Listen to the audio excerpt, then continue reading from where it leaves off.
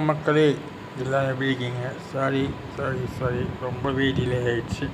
Last time ஒரு 2 piece gap ஆகிடுச்சு. அது சொல்லிக்கிறேன். இங்கே கொடுத்த இன்னொரு ஏனா கொடுத்த 2 எழுத்துக்கும் அதோட சப்போர்ட்டுக்கும் மிகப்பெரிய வணக்கங்கள், நன்றிகள். அது என்றைக்குமே கடமைப்பட்டிருக்கேன். ஏன் இந்த ஒரு 2 வீக்ஸ் டிலே ஆச்சுன்னா, ஒன்று என் ஃபோன் மட்டையாகி போச்சு, அதாவது ஃபால்ட் ஆகி போச்சு. அது என்ன ஃபால்ட்னா, புது ஃபோன் தான். என்ன ஃபால்ட்னா, வழக்கம் போல் நான் ஒரு விளையாட்டு பிள்ளை, கேர்லெஸ்னஸ் அசால்ட்னஸ் ஜாஸ்தி எனக்கு. அதனால் என்ன சண்டே கேர்லெஸ் அசால்ட்னஸ்னால இந்த எஸ்பிஐ ஏபிசின்னு ஒரு ஃபைல், அது தொடக்கூடாதுன்னு நினச்சி நான் லாக்கில் தான் வச்சுருந்தேன். என்னமோ ஒரு அவசரத்தில் பேக்கெட்லேருந்து எடுக்கும் போதோ ஏதோ ஒரு விஷயத்தில் அந்த இது எனக்கு டச் ஆகி ஹேங் சுச்சுவேஷன் வந்ததுக்கப்புறம் எல்லாத்தையும் டிசேபிள் பண்ணி ஃபோனை கொடுத்து திருப்பி ரீமாடல் பண்ணி வர்றதுக்கு 2 வீக் ஆகிடுச்சு. அதனால தான் இந்த வீடியோ எங்கேயுமே போட முடியல. அண்ட் இந்த 2 விஜய் நான் கொடுத்த வீடியோஸ் கூட சப்போர்ட் ரொம்ப மறுபடியும் நன்றிகள். இப்போது இந்த வீடியோ கொஞ்சம் வித்தியாசமாக விஜய் நான் பற்றி போட்டோம். இந்த வீடியோ கொஞ்சம் என்டர்டைன்மெண்ட்டாக போயிடுச்சு. கொஞ்சம் நாலேஜபிளாக இருக்கணுங்கிறதுக்காக ஒரு அவேர்னஸாக ஏதாச்சும் ஒரு ஜெனரல் வளர்க்குற மாதிரி ஒரு கழுத்து ஊசி சில பேர் பிடிக்காது. பட்டு சும்மா ட்ரை பண்ணி பார்ப்போமே. ஓவரால் அவங்க லைட்டாக கழுத்து ஊசி பிடிக்கிறவங்களுக்கு பிடிக்கும். ஸோ கொஞ்சம் அவேர்னஸ் போடுற மாதிரி ஒரு வீடியோ போடலாமான்னு ஒரு ஐடியா. இந்த வீடியோடைய பேக் எண்டில் வரும். அண்ட் மோரோவர் இந்த வீடியோவை ஸ்பான்சர் பண்ண சொன்னது பை மோட்டுங்கிற ஒரு ஆப்லாம் இப்போ லேட்டஸ்ட்டாக வந்துட்டுருக்கு. இந்த ஒரு ஆப்போடைய ப்ளஸ் மைனஸ் பாயிண்ட் என்னங்கிறது நம்ம பின்னால் பார்ப்போம். ஒன்றே மட்டும் சொல்லிக்கிறேன், நீங்கள் ஆன்லைன் ஷாப்பிங் சில விரும்புவாங்க, சில விரும்ப மாட்டாங்க. ஸோ ஆன்லைன் ஷாப்பிங் விரும்புவங்களுக்கு மற்ற ஆன்லைன் பிளாட்ஃபார்மில் இங்கே நிறைய டிஸ்கவுண்ட்ஸ் கொடுக்குறாங்க. அதுக்கான ஒரு சார்ஜஸ் இருக்குது. கம்மிங் வீடியோஸில் இதை பற்றி நம்ம எக்ஸ்பிளைனாக பார்ப்போம். நம்ம இந்த வீடியோ ஸ்பான்சர் பண்ணது buymote.com. ஸோ அதனால கொஞ்சம் வந்தது பெரிய புது ஃபோன் நிறைய டச் ப்ராப்ளம் இருக்குது. சரி, அட்ஜஸ்ட் பண்ணிக்கோங்க, மன்னிச்சுக்கோங்க. நம்ம இந்த வீடியோவை அதுக்கு நம்ம கம்மிங் வீடியோஸில் பார்த்துக்கலாம். நன்றி, வணக்கம். நாங்கள் இந்த வீடியோக்கு போகாமல் சொல்ல மாட்டேன். வழக்கம் போல தான் பிடிச்சிருந்தா லைக் பண்ணுங்கள், சப்ஸ்கிரைப் பண்ணுங்கள். தேங்க்யூ. அப்போசிங் கிடையாது. எறும்பு தேனியிலிருந்து பள்ளி பாம்புகள்லேருந்து பறவை இனங்கள் வரைக்கும் எல்லாமே ஒரு இடத்துல வசிக்கக்கூடியதுன்னா இந்த ஆலமரம் தாங்க. ஆனாலும் கழுகு கோட்டான்களுக்கு உட்காரத்துக்கு கூட ஆலமரம் இடம் கொடுக்கறது கிடையாதுங்க. கிராமத்துல பாத்தீங்கன்னா பஞ்சாயத்து பொதுக்கூட்டங்கள் எல்லாமே ஆலமரத்து அடியில தாங்க நடக்கும். இதுக்கு முக்கியமான காரணம் என்னன்னு பார்த்தா, ஆலமரத்திலிருந்து வரக்கூடிய ஆக்சிஜன் காற்று நம்ம உடம்பை உற்சாகப்படுத்தி மனசை அமைதியாக்கிடுங்க. அதனால பஞ்சாயத்து முடிகிற வரைக்குமே எந்த பிரச்சனையும் வராதான். இது மட்டும் இல்லைங்க, பிரிட்டிஷ் காலத்துல ஆலமரத்துக்கு அடியில தான் எல்லா வியாபாரமுமே நடந்திருக்கு. வியாபாரிகளுக்கு நிழல் மட்டும் கொடுக்கலங்க ஆலமரம், அவங்களுக்கு தேவையான ஆக்சிஜன் காற்று கொடுக்கறதால அவங்களுடைய மனசு அமைதியாயிருமா. அதனால வியாபாரம் முடிகிற வரைக்கும் எந்த பிரச்சனையுமே வராதான். அந்த காலத்துல பாடசாலையில சரியா படிக்காத குழந்தைங்களை ஆலமரத்துக்கு அடியில உட்கார வச்சுதான் படிக்க வைப்பாங்களாம். அப்படி படிக்க வைக்கும் போது அந்த குழந்தைகளுக்கு எதிர்மறையான எண்ணங்கள் எதுவும் வராதான். அதனால ஞாபக சக்தியோட நல்ல அறிவாளியா வளருவாங்களாம். இது மட்டும் இல்லைங்க, முனிவர்கள் சித்தர்கள் எல்லாம் 500-1000 வருஷம் தவம் பண்ணி வாழ்ந்திருக்காங்க. அப்படி தவம் பண்ணும்போது நல்ல காற்றோட்டமும் மனசு ஒரு நிலையாகவும் இருக்கணுமா. அதற்கு அவங்க தேர்வு செஞ்ச மரம் தான் இந்த ஆலமரங்க. இப்படி ஒரு மரம் அப்படின்னு நம்ம யோசிக்கும் போது அறிவியல் சொல்ற விஷயம் நம்மளை ஆச்சரியப்பட வைக்குதுங்க. ஒரு மனிதனோட உடம்புல ரேடிக்கல்ஸ் என்ற மூலக்கூறு தேவையான அளவு இருக்கணுமா. தேவைக்கு அதிகமாகும் போது தான் நிறைய நோய்கள் வர்றதா குறிப்பிடுறாங்க. இந்த ரேடிக்கல்ஸ் மூலக்கூறை கட்டுப்படுத்தக்கூடிய ஆன்டி ஆக்சிடென்ட் இந்த ஆலமரத்தோட சாறுல இருக்கிறதா குறிப்பிடுறாங்க. அடுத்தது கருமேகங்களை சுண்டி இழுக்கக்கூடிய மரங்கள்ல முதல் இடத்துல இருக்கிறது ஆலமரம் தாங்க. அதனாலதான் வங்காளம், அசாம் போன்ற மாநிலங்கள்ல நிறைய மழை பெய்யுதுங்க. அங்க ஆலமரங்களும் அதிகமா இருக்குங்க. அடுத்து கிபி 70 ஆங்கிலேயர் ஒருத்தவர் தன்னோட வரலாற்று பக்கத்துல இந்தியாவில் ஒரு அதிசய மரம் இருக்கிறதாவும், அந்த மரம் வானத்திலிருந்து வேர்களை கீழே இறக்கி தன்னைத்தானே நடவு செய்து கொள்றதாவும் குறிப்பிடாருங்க. அது போல மாவீரன் அலெக்சாண்டரிய மலைக்க வைத்த மரம் நம்ம ஆலமரம் தாங்க.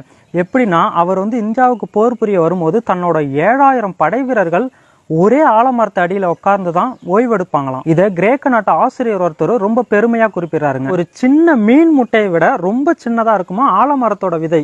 இந்த விதையில இருந்துதான் இவ்வளவு பெரிய ஆலமரம் உருவாயிருக்கு. இந்த ஆலமரத்துக்கு அடியில தான் மன்னரோட நாற்படைகளுமே தங்கி ஓய்வு எடுப்பாங்களாம். ஆமாங்க, மரங்கள்லயே நீண்ட நாள் வாழக்கூடிய ஒரு மரமா ஆலமரம் இருக்குங்க. கிட்டத்தட்ட 5000 வருடங்கள் இதோட வாழ்நாளா குறிப்பிடுறாங்க. ஸோ ஆலமரம் நம்ம நாட்டோட பூர்வீகம், நம்ம நாட்டோட தேசிய மரம் அப்படிங்கிறதுல நமக்கு உண்மையிலே பெருமை தாங்க. அந்த காலத்துல பறவைகளை வேட்டையாட போறவங்க தாங்க வேட்டையர்கள். இவங்க ஆலம் பால் கூட புங்க எண்ணெயை சேர்த்து தானியங்கள்ல கலந்து வைப்பாங்களாம்.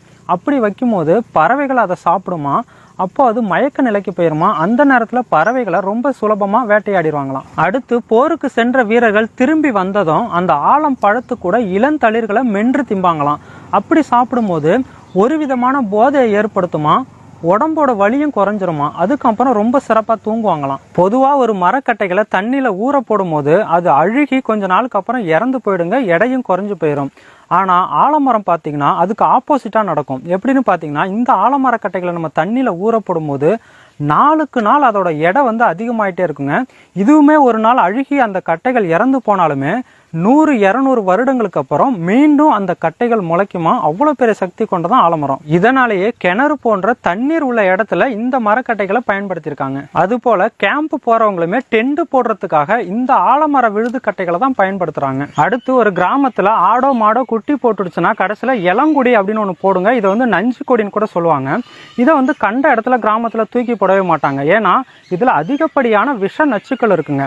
இது மனிதர்கள் இருந்து விலங்குகள் வரைக்கும் பாதிக்கும். இதை நீங்க மண்ணுல புதைச்சிட்டா கூட மண்ணு கெட்டு போயிருங்க. சோ இந்த நஞ்சு கொடியை தான் ஆலமரத்துல ஒரு வைக்கோல் சுத்தி கட்டி விட்டுருவாங்க. இப்படி ஆலமரத்துல கட்டும் போது குறைந்த நேரத்திலேயே அந்த விஷ நச்சுக்கள் எல்லாம் அழிஞ்சிருங்க. துர்நாற்றமும் சுத்தமா வீசாதுங்க. இது தமிழனோட எவ்வளவு பெரிய கண்டுபிடிப்பு பாருங்க. இதுல இன்னொரு விஷயமும் இருக்குங்க. ஒரு கிராமத்துக்கு வியாபாரிகள் ஆடு மாடுகள் வாங்க வரும்போது முதல்ல ஆலமரத்தை தான் பார்ப்பாங்களாம். ஆலமரத்துல எத்தனை நஞ்சு கொடிகள் கட்டியிருக்காங்க அப்படிங்கிறத பார்த்துட்டு அங்க எத்தனை ஆடுகள் இருக்கும் அப்படிங்கறத கூட அவங்க கணக்கிட்டு இருக்காங்க பாருங்க. அடுத்து நம் முன்னோர்கள் நிறைய இடங்கள்ல சுமை தாங்கி கல்லுன்னு ஒன்று வச்சிருப்பாங்க. இந்த சுமை தாங்கி கல்லு பாத்தீங்கன்னா பெரும்பாலும் ஆலமரத்துக்கு அடியில தான் வச்சிருப்பாங்க. அப்பெல்லாம் சாலைகளோ வாகனங்களோ எதுவுமே கிடையாதுங்க. வழிபோக்கர்கள் அந்த வழியா செல்லும் போதோ இல்ல விவசாயிகள் தங்களோட விவசாய பொருளை வீட்டுக்கு எடுத்து செல்லும் போதோ தங்களோட சுமைகளை அங்க இறக்கி வச்சுட்டு அந்த ஆலமரத்துல ஓய்வு எடுத்துட்டு அதுக்கப்புறம் தான் உற்சாகமா வீட்டுக்கு போவாங்களாம். அது ஏன் ஆலமரத்துல சுமை தாங்கி கல் வச்சு அதுல ஓய்வு எடுக்கிறாங்க அப்படின்னு உங்களுக்கு டவுட் வரலாங்க. ஆமா, ஆலமரத்துல இருக்கக்கூடிய ஆக்சிஜன் காற்று அவங்களை உற்சாகப்படுத்தி அடுத்து அவங்க ரொம்ப தூரம் போறதுக்கான அந்த களைப்பு இல்லாம செஞ்சிருமா. இவங்க சுமந்து வர அந்த பொருட்கள்ல ஏதாவது விஷத்தன்மை இருந்தாலும் அந்த ஆலமரம் அதை அழிச்சிருமா. எவ்வளவு பெரிய விஷயம் பாருங்க. இதுல இன்னொரு விஷயமும் இருக்குங்க. இந்த சுமை தாங்கி கல்லை ஏன் கருங்கல்ல கட்டியிருந்தாங்க? ஏன்னா ஆலமரத்துல இருக்கக்கூடிய அந்த ஆக்சிஜன் காற்றை உறிஞ்சக்கூடிய ஒரே பொருள் கருங்கல் தாங்க. இதை அவங்க தெரிஞ்சு வச்சிருக்காங்க. இதனாலதான் சுமை தாங்கி கல்லை கருங்கல்லால கட்டியிருக்காங்க. அந்த கருங்கலுக்கு கீழே நம்ம ஓய்வு எடுக்கும் போது நம்மளுடைய உடம்பு புத்துணர்ச்சி பெறுதுங்க. இதைத்தான் காலை கல்லும் மாலை புல்லும் ஆலை வெல்லும் அப்படின்னு ஒரு பழமொழி சொல்றாங்க. இந்த காலத்துல ஆடு மாடு குதிரை பன்றி யானை கழுதை இப்படி எல்லா உயிரினங்களும் மேய்ச்சலுக்கு போகுமா. அப்படி மேய்ச்சலுக்கு போகும்போது அங்க சாணங்கள் போடுங்க. அந்த சாணத்து மேல நேரடியா சூரிய கதிர்கள் படும்போது கிருமிகள் அழிக்கப்படுது. அந்த கிருமிகள் அழிக்கப்படும் போது அங்க அதிகப்படியான நச்சுக்கள் வெளியாகுமா. அந்த நச்சுக்களை சுத்தப்படுத்தக்கூடிய ஒரு திறமை ஆலமரத்துக்கு தான் இருக்கிறதா குறிப்பிடுறாங்க. இவ்வளவு சிறப்புகள் இருக்கிறதால தான் என்னவோ இந்தியாவிலிருந்து ஆலமரத்தை எடுத்துட்டு போயிட்டு அமெரிக்கா ஸ்பெயின் போன்ற பெரிய நாடுகள்ல இதை அதிக அளவுல வளர்த்துட்டு வராங்க. மரத்துக்கெல்லாம் தலைவனா இருக்கிற இந்த ஆலமரம் மருத்துவத்திலையும் எந்த குறையும் வைக்கலங்க. அதாவது லாக்டோபேசிலஸ் ஸ்ட்ரெப்டோகாக்கஸ் போன்ற பாக்டீரியாக்கள் தாங்க பற்சிதவை ஏற்படுத்துது. இதனாலதான் ஆலமரத்து விழுதுல பல்லு விளக்கும் போது அந்த விழுதுல இருக்கக்கூடிய துவர்ப்பு தன்மை பற்களில் உள்ள அந்த பாக்டீரியாக்களை அழிச்சிருமா. பற்களில் உள்ள ஈறுகளையும் வலிமைப்படுத்துமா. இதனாலதான் ஆளும் வேலும் பல்லு குருதி அப்படின்னு ஒரு பழமொழி கூட சொல்லியிருக்காங்க. அடுத்து வயாகரா மாத்திரையில் உள்ள மூலக்கூறுகள் ஆலம் பாலுல இருக்குன்னு இன்னைக்கு விஞ்ஞானம் சொன்னாலும் 1000 வருஷத்துக்கு முன்னாடி அகத்தியர் சொல்லியிருக்கிறது குறிப்பிடத்தக்கதுங்க. இன்னைக்கும் நிறைய காரியங்கள்ல தீயாகம் வளர்ப்பாங்க. அந்த தீயாகத்துல ஆலங்குச்சி அரசங்குச்சை தான் பயன்படுத்துவாங்க. இதுக்கு முக்கியமான காரணம் அங்க இருக்கக்கூடிய நச்சுக்களை இதெல்லாம் ரொம்ப சுலபமா அழிச்சிருங்க. அடுத்து இயற்கை விவசாயத்துல பஞ்சகாவியா கூட இந்த விழுதுகளோட நுனியை சேர்க்கிறாங்க.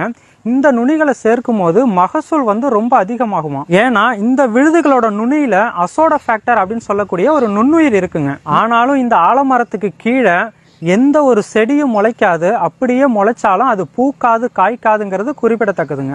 இப்பதாங்க தெரியுது என் கல்யாணத்தன்னைக்கு ஆள் போல் தழைத்து அருகு போல் வேரோடி மூங்கில் போல் சுற்ற முறியாமல் வாழ்வீர்னு ஏன் வாழ்த்துனாங்கன்னு. அட வாழ்த்துறது ஒரு பக்கம் இருக்கட்டுங்க, நீங்க வாயை பழக்கிற மாதிரி இன்னொரு விஷயம் சொல்றேன் கேளுங்க. உலகத்திலேயே ரொம்ப பெரிய ஆலமரமா, அதாவது பழமையான ஆலமரமா நம்ம சென்னை அடையாறுல இருக்கக்கூடிய ஆலமரத்தை தாங்க சொல்றாங்க. இதோட வயது பாத்தீங்கன்னா கிட்டத்தட்ட 450 வருடங்களுக்கு மேல இருக்குமா. ஆனாலும் கின்னஸ் ரெக்கார்டுல இடம் பிடிச்சிருக்கக்கூடிய ஆலமரம் எதுன்னு பாத்தீங்கன்னா கல்கத்தால இருக்கக்கூடிய ஆலமரம் தாங்க. இது பாத்தீங்கன்னா கிட்டத்தட்ட 250 வருடங்களுக்கு மேல வாழுதான். 4 ஏக்கர் பரப்பளவுல இந்த ஒரு மரம் அமைஞ்சிருக்குங்க. தனி மரம் தோப்பாகாதுன்னு பழமொழி சொல்லுவாங்க. இந்த ஒரு ஆலமரம் ஒரு காட்டையே உருவாக்கி வச்சிருக்கிறதாங்க பெரிய சாதனை. ஒரு விஷயம் வேண்டி கேட்டுக்கிறேங்க, ரோட டெவலப் பண்றனும் இந்த சாமிகளை அழிச்சிடாதீங்க.